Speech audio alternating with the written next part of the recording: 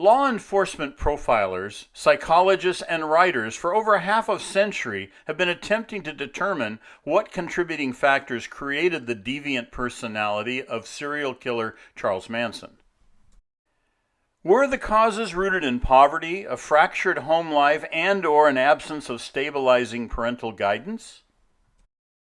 Manson was born during November 1934 in a Cincinnati hospital. He would never become acquainted with his father, William Manson, a janitor. He spent a portion of his childhood in his mother Kathleen's hometown of Ashland, Kentucky, located 15 miles from Huntington, West Virginia, and adjacent to the Ohio River. His mother and an uncle were sentenced to prison when he was 5, so he resided with his aunt, another uncle, and cousin.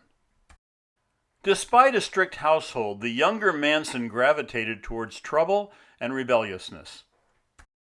His mother, Kathleen Maddox, was a 16-year-old runaway when she gave birth to Charles. She developed a reputation for excessive drinking and poor selection in the variety of men she introduced into her life. For 3 years following her prison release, she shuffled around the country with Charles, living in various extended-stay motels. Their paths drifted permanently apart during his 1957 incarceration in Washington State's federal prison. She would settle down into a quiet existence with her third husband, Gail Bauer. She died at the age of 54 in Spokane, Washington, in July 1973. The Ashland house that Manson lived in remains standing and positioned amidst a long-established suburban middle-class neighborhood. Care and upkeep is maintained by surrounding property owners. Superficially, it appears perplexing as a breeding ground for a psychopathic personality. A gorgeous parkland is located only a block away.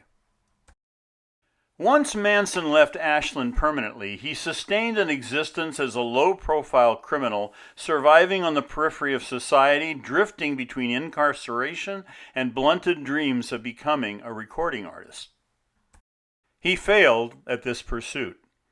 Manson embellished his purported charisma to his motley band of rejects and societal dropouts. He reinforced a series of messianic visions by sustained drug abuse that enabled him to rigidly control the path and will of his followers. By the time he shifted his loose band of adherents towards infamous homicide, he had embarked upon a mad road with no alternative but violence.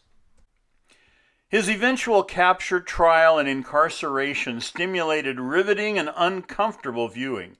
His media interviews were contrived to portray a lunatic, accentuated by provocation and expressive facial expressions on camera. A visit to his hometown and former residence conveys no enlightenment towards the formation of his later character. Manson was rebellious and troubled from the outset. Clues towards any planting of seeds towards his alienation must be sought elsewhere. Evil may sprout from cracks in any contemporary sidewalk, even the most conventional appearing.